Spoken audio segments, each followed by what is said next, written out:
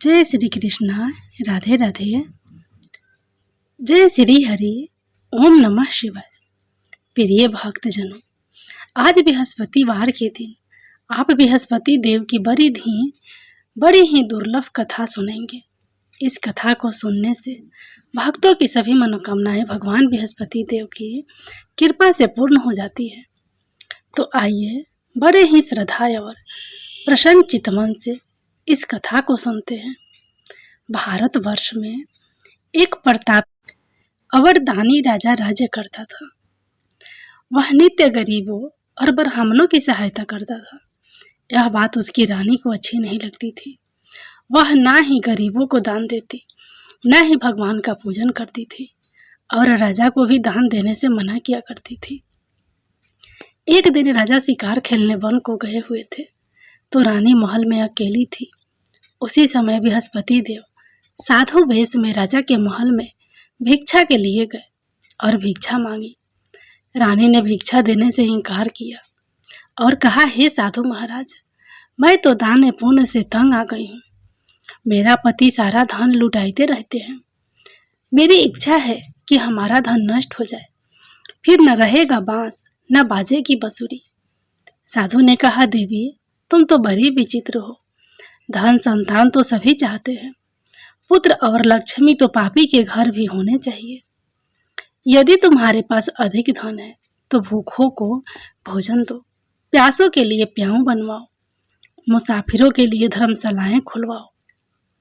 जो निर्धन अपनी कुंवारी कन्याओं का विवाह नहीं कर सकते उनका विवाह करा दो। ऐसे और कई काम हैं जिनके करने से तुम्हारा यश लोक परलोक में फैलेगा। परंतु रानी पर उपदेश का कोई प्रभाव न पड़ा। वह बोली, महाराज आप मुझे कुछ न समझाएं। मैं ऐसा धन नहीं चाहती जो हर जगह बांटती फिरूं। साधु ने उत्तर दिया, यदि तुम्हारी ऐसी इच्छा है तो तथास्तु। तुम ऐसा करना कि बृहस्पतिवार को घर लीपकर पीली मिट्टी से अपना सिर धोकर स्नान करना, बाटी चढ़ाकर कपड़े धोना। ऐसा करने से आपका सारा धन नष्ट हो जाएगा। इतना कहकर वह साधु महाराज वहां से आलोप हो गए।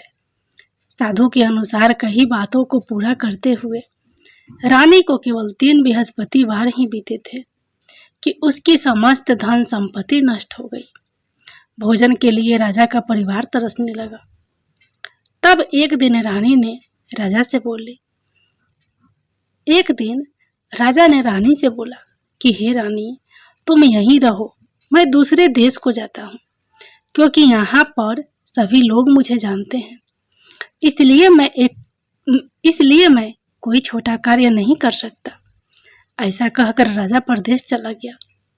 वहाँ वह जंगल से लकड़ी काट कर लाता और शहर में बेचता। इस तरह वह अपना जीवन व्यतीत करने लगा। इधर राजा के परदेश जाते ही रानी अवरदासी दुखी रहने लगी। एक बार जब रानी अवरदासी को 7 दिन तक बिना भोजन के रहना पड़ा तो रानी ने अपनी दासी से कहा, हे दासी, पासी के नगर में मेरी बहन रहती है। वह बड़ी धनवान है, तो उसके पास जा और कुछ ले आ, ताकि थोड़ी बहुत गुजर बसर हो जाए। दासी रानी की बहन के पास गई। उस दिन गुरुवार था और रानी की बहन उस समय बृहस्पतिवार व्रत की कथा सुन रही थी। दासी ने रानी की बहन को अपनी रानी का संदेश दिया, लेकिन रानी की बड़ी बहन ने कोई उत्तर नहीं दिया। जब दासी को रानी की बहन से कोई उत्तर नहीं मिला तो वह बहुत दुखी हुई और उसे क्रोध भी आया। दासी ने वापस आकर रानी को सारी बात बता दी। सुनकर रानी ने अपने भाग्य को कोसा। उधर रानी की बहन ने सोचा कि मेरी बहन की दासी आई थी, परंतु मैं उससे नहीं बोली, इससे वह बहुत दुखी हुई होगी। कथा सुनकर और पूजन समाप्त करके वह अपने बहन के घर आई और कहने लगी, हे बहन, मैं बृहस्पतिवार का व्रत कर रही थी। तुम्हारी दासी मेरे घर आई थी, परंतु जब तक कथा होती है तब तक ना तो उठते हैं और ना ही बोलते हैं, इसलिए मैं नहीं बोली। कहो दासी क्यों गई थी? रानी बोली, बहन तुमसे क्या छिपाऊं, हमारे घर में खाने तक को अनाज नहीं था। ऐसा कहते कहते रानी की आंखें भर आई। उसने दासी समेत पिछले 7 दिनों से भूखे रहने तक की बात अपनी बहन से विस्तार पूर्वक सुना दी। रानी की बहन बोली, देखो बहन, भगवान बृहस्पति देव सबकी मनोकामना को पूर्ण करते हैं। देखो शायद तुम्हारे घर में अनाज रखा हो। पहले तो रानी को विश्वास नहीं हुआ, पर बहन के आग्रह करने पर उसने अपनी दासी को अंदर भेजा तो उसे सचमुच अनाज से भरा एक घड़ा मिल गया। यह देखकर दासी को बड़ी हैरानी हुई। दासी रानी से कहने लगी, हे रानी, जब हमको भोजन नहीं मिलता तो हम व्रत ही तो करते हैं, इसलिए क्यों ना इनसे व्रत और कथा की विधि पूछ ली जाए ताकि हम भी व्रत कर सके। तब रानी ने अपनी बहन से बृहस्पति व्रत के बारे में पूछा। उसकी बहन ने बताया, बृहस्पतिवार के व्रत में चने की दाल और मुनाका से विष्णु भगवान का केले की जड़ में पूजन करें तथा दीपक जलाएं, व्रत कथा सुने और पीला भोजन ही करें। इससे बृहस्पति देव प्रसन्न होते हैं। व्रत और पूजन विधि बताकर रानी की बहन अपने घर को लौट गई। 7 दिन के बाद जब गुरुवार आया तो रानी और दासी ने व्रत रखा। घुड़साल में जाकर चना और गुड़ लेकर आई। फिर उससे केले की जड़ तथा विष्णु भगवान का पूजन किया। अब पीला भोजन कहाँ से आए, इस बात को लेकर दोनों बहुत दुखी थे। चूंकि उन्होंने व्रत रखा था, इसलिए बृहस्पति देव उनसे प्रसन्न थे।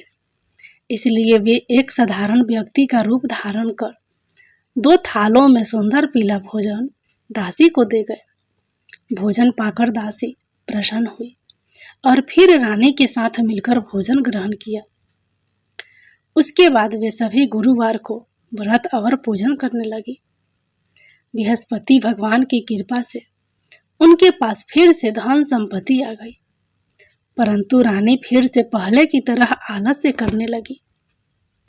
तब दासी बोली, देखो रानी, तुम पहले भी इस प्रकार आलस्य करती थी। तुम्हें धन रखने में कष्ट होता था, इस कारण सभी धन नष्ट हो गया। और जब भगवान बृहस्पति की कृपा से धन मिला है तो तुम्हें फिर से आलस्य होता है। रानी को समझाते हुए दासी कहती है कि बड़ी मुसीबतों के बाद हमने यह धन पाया है, इसलिए हमें दान पुण्य करना चाहिए, भूखे मनुष्यों को भोजन कराना चाहिए और धन को शुभ कार्यों में खर्च करना चाहिए, जिससे तुम्हारे कुल का यश बढ़ेगा, स्वर्ग की प्राप्ति होगी और पितृ प्रसन्न होंगे। दासी की बात मानकर रानी अपना धन शुभ कार्यों में खर्च करने लगी, जिससे पूरे नगर में उसका यश फैलने लगा। एक दिन राजा दुखी होकर जंगल में एक पेड़ के नीचे आसन जमाकर बैठ गया। वह अपनी दशा को याद करके व्याकुल होने लगा। बृहस्पतिवार का दिन था। एकाएक उसने देखा कि निर्जन वन में एक साधु प्रकट हुए। वह साधु वेश में स्वयं बृहस्पति देवता थे। लकड़हारे के सामने आकर बोले, हे लकड़हारे, इस सुनसान जंगल में तू चिंतामग्न क्यों बैठा है? लकड़हारे ने दोनों हाथ जोड़कर प्रणाम किया और उत्तर दिया, महात्मा जी, आप सब कुछ जानते हैं, मैं क्या कहूँ? यह कहकर रोने लगा और साधु को अपनी आत्मकथा सुनाई। महात्मा जी ने कहा, तुम्हारी स्त्री ने बृहस्पतिवार के दिन बृहस्पति भगवान का निरादर किया है, जिसके कारण रुष्ट होकर उन्होंने तुम्हारी यह दशा कर दी। अब तुम चिंता को दूर करके मेरे कहने पर चलो तो तुम्हारे सब कष्ट दूर हो जाएंगे और भगवान पहले से भी अधिक संपत्ति देंगे। तुम बृहस्पतिवार के दिन कथा किया करो, 2 पैसे के चने मुनाका लाकर उसका प्रसाद बनाओ और शुद्ध जल से लोटे में शक्कर मिलाकर अमृत तैयार करो। कथा के पश्चात अपने सारे परिवार और सुनने वाले प्रेमियों में अमृत व प्रसाद बांटकर आप भी ग्रहण करो। ऐसा करने से भगवान तुम्हारी सब मनोकामनाएं पूरी करेंगे। साधु के ऐसे वचन सुनकर लकड़हारा बोला, हे प्रभु, मुझे लकड़ी बेचकर इतना पैसा नहीं मिलता जिससे भोजन के उपरांत कुछ बचा सकूं। मैंने रात्रि में अपनी स्त्री को व्याकुल देखा है। मेरे पास कुछ भी नहीं जिससे मैं उसकी खबर मंगा सकूं। साधु ने कहा, हे लकड़हारे, तुम किसी बात की चिंता मत करो। बृहस्पति के दिन तुम रोजाना की तरह लकड़ियां लेकर शहर जाओ। तुमको रोज से 2 गुना धन प्राप्त होगा, जिससे तुम भली भांति भोजन कर लोगे तथा बृहस्पति देव की पूजा का सामान भी आ जाएगा। इतना कहकर साधु अंतर्धान हो गए। धीरे धीरे समय व्यतीत होने पर फिर वहीं बृहस्पतिवार का दिन आया। लकड़हारा जंगल से लकड़ी काटकर किसी शहर में बेचने गया। उसे उस दिन और दिन से अधिक पैसा मिला। राजा ने चना गुड़ आदि लाकर गुरुवार का व्रत किया। उस दिन से उसके सभी कलेश दूर हुए। परंतु जब दोबारा गुरुवार का दिन आया तो बृहस्पतिवार का व्रत करना भूल गया। इस कारण बृहस्पति भगवान नाराज हो गए। उस दिन उस नगर के राजा ने विशाल यज्ञ का आयोजन किया तथा शहर में यह घोषणा करा दी कि कोई भी मनुष्य अपने घर में भोजन न बनावे, न आग जलावे। समस्त जनता मेरे यहाँ भोजन करने आवे। इस आज्ञा को जो ना मानेगा उसे फांसी की सजा दी जाएगी। इस तरह की घोषणा संपूर्ण नगर में करवा दी गई। राजा की आज्ञा अनुसार शहर के सभी लोग भोजन करने गए, लेकिन लकड़हारा कुछ देर से पहुंचा। इसलिए राजा उसको अपने साथ घर लिवा ले गए और ले जाकर भोजन करा रहे थे तो रानी की दृष्टि उस खूंटी पर पड़ी जिस पर उसका हार लटका हुआ था। वह वहां पर दिखाई नहीं दिया। रानी ने निश्चय किया कि मेरा हार इस मनुष्य ने चुरा लिया है। उसी समय सिपाहियों को बुलाकर उसको जेल में डलवा दिया।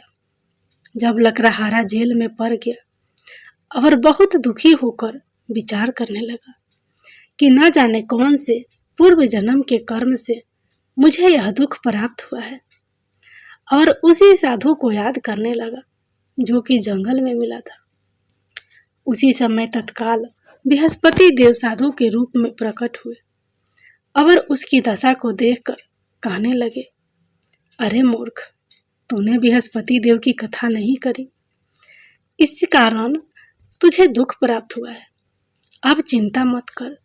बृहस्पतिवार के दिन कारागार के दरवाजे पर 4 पैसे परे मिलेंगे, उनसे तो बृहस्पति देव की पूजा करना, तेरे सभी कष्ट दूर हो जाएंगे।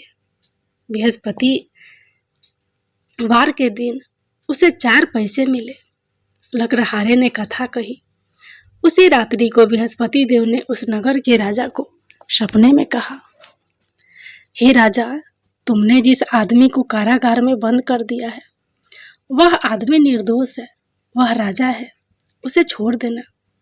रानी का हार उसी खूंटी पर लटका है। अगर तू ऐसा नहीं करेगा तो मैं तेरे राज्य को नष्ट कर दूंगा।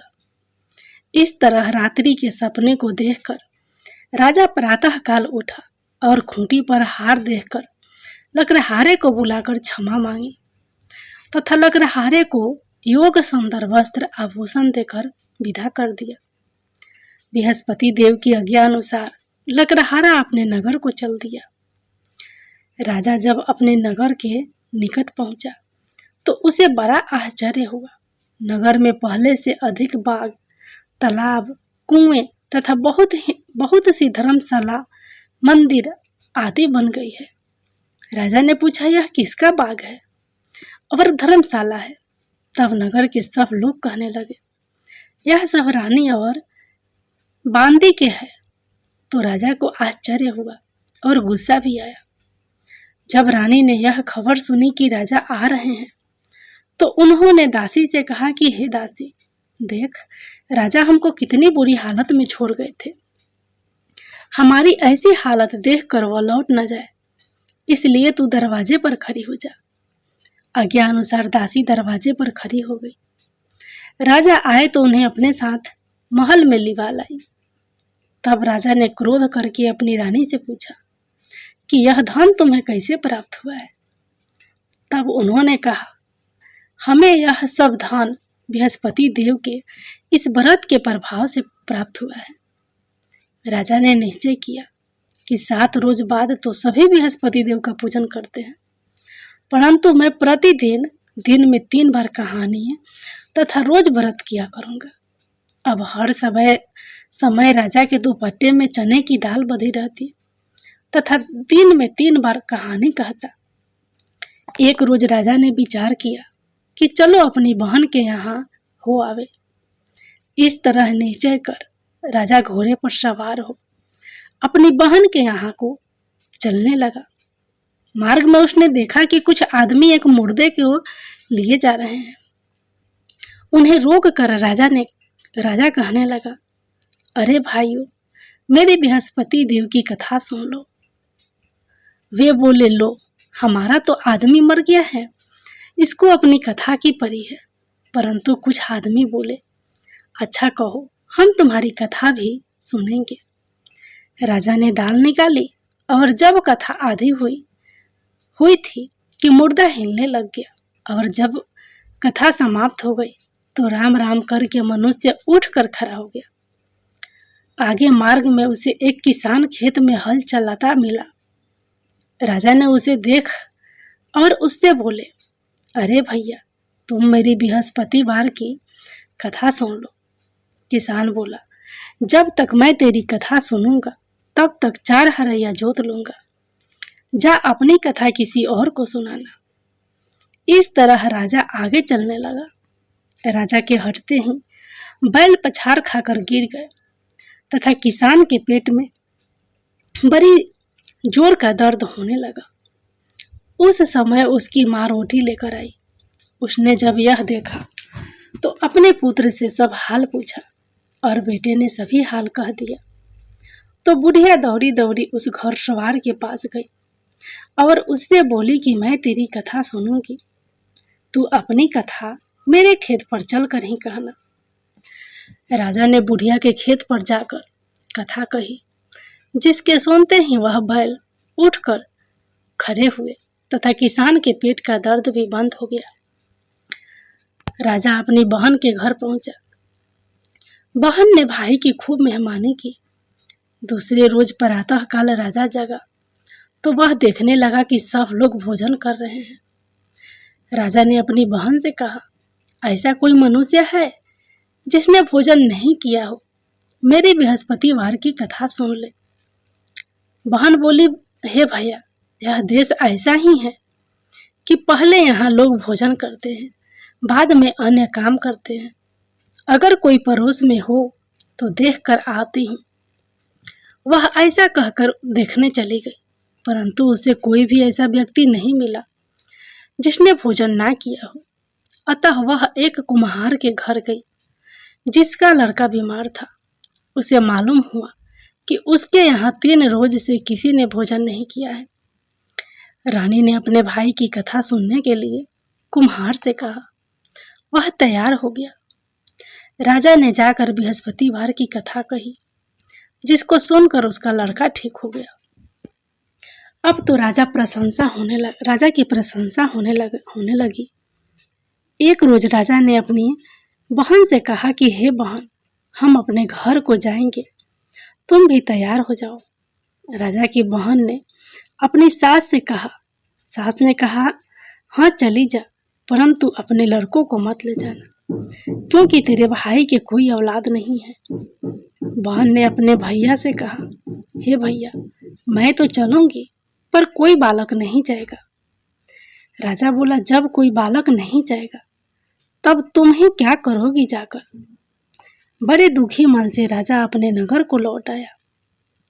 राजा ने अपनी रानी से कहा, हम निर्वंशी हैं, हमारा मुंह देखने का धर्म नहीं है और कुछ भोजन आदि नहीं किया। रानी बोली, हे प्रभु, बृहस्पति देव ने हमें सब कुछ दिया है, वह हमें औलाद अवश्य देंगे। उसी रात को बृहस्पति देव ने राजा से सपने में कहा, हे राजा, उठ, सभी सोच त्याग दे, तेरी रानी गर्भवती है। राजा की यह बात सुनकर बड़ी खुशी हुई। 9वें महीने में उसके गर्भ से एक सुंदर पुत्र पैदा हुआ। तब राजा बोला, हे रानी, स्त्री बिना भोजन के रह सकती है, पर बिना कहे नहीं रह सकती। जब मेरी बहन आवे तुम उससे कुछ कहना मत। रानी ने सुनकर हाँ कर दिया। जब राजा की बहन ने यह शुभ समाचार सुना तो वह बहुत खुश हुई तथा बधाई लेकर अपने भाई के यहाँ आई। तभी रानी ने कहा, घोड़ा चढ़कर तो नहीं आई, गधा चढ़ी आई। राजा की बहन बोली, भाभी, मैं इस प्रकार ना कहती तो तुम्हें औलाद कैसे मिलती। बृहस्पति देव ऐसे ही हैं, जैसे जिसके मन में कामनाएं हैं सभी को पूर्ण करते हैं। जो सद्भावना पूर्वक बृहस्पतिवार का व्रत करता है एवं कथा पढ़ता है अथवा सुनता है, दूसरों को सुनाता है, बृहस्पति देव उसकी सभी मनोकामना पूर्ण करते हैं। जय बृहस्पति देव।